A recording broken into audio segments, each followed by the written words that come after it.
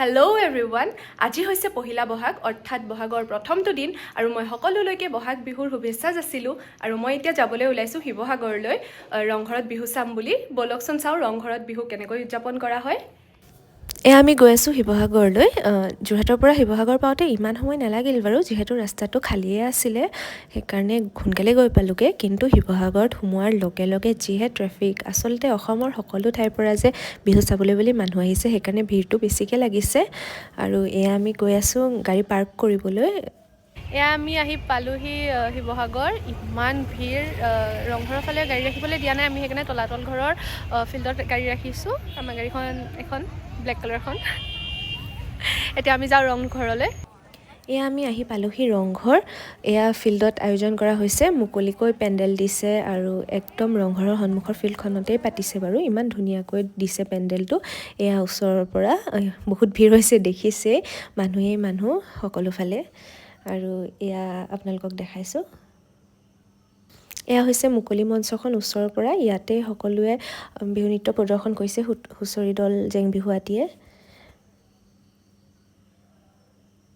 আহিছিলোঁ বিহু চাবলৈ। গৰম কেনেকুৱা পৰিছে? বহুত গৰম আৰু মানুহ দেখি আৰু গৰম। বহুত মানুহ আহিছে।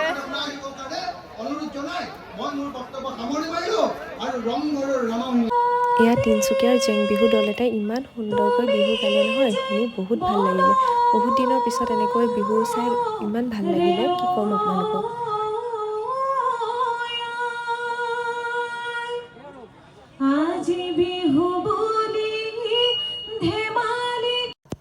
এয়া আমি ঘূৰোঁ মানে বেলি লহিয়ালে, এয়া ৰান্ধনি বেলি।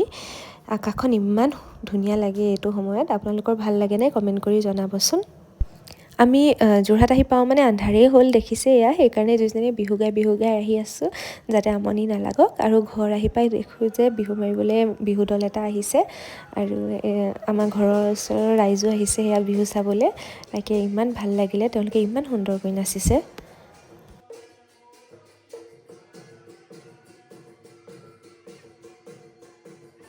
আকৌ তেওঁলোক ওলাই যোৱাৰ পাছত আন এডাল বিহু আহিলে, ইমান ধুনীয়াকৈ তেওঁলোকেও পৰিৱেশন কৰিছে, চাই ভাল লাগিলে। আজিৰ দিনটো সঁচাকৈ ইমান ধুনীয়াকৈ গ'ল, বহাগৰ প্ৰথম দিনটো।